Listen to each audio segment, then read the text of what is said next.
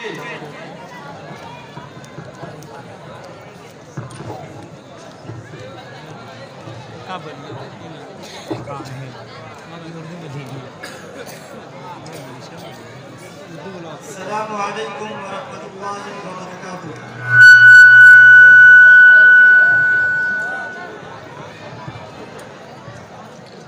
नहमदुहू व नुसल्ली अला रसूलिहिल करीम, अम्मा बाद।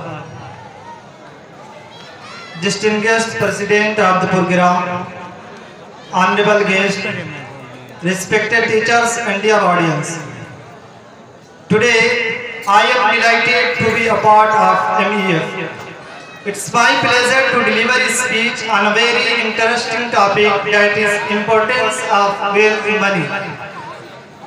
Wealth in Islam is not bad thing. Wealth can be a source of great good when used correctly. We must master wealth rather than make it our master. No one can deny the importance of wealth, of money, because it is the most necessary thing that we require. Just like you need food to live, similarly you need money to survive. It is difficult to sustain without money, as it is the basic necessity. In order to live a happy life, you need money. From buying the necessary stuff to paying the fee for your kids, renting the home, you need for everything. No one can deny, you cannot imagine your life without money, and therefore it is important to have proper balance between your expenses and money. Though money is important in everyone's life, but still there are many people feel that money is not everything. Yes, money may not be everything, but it is the means to achieve happiness in life.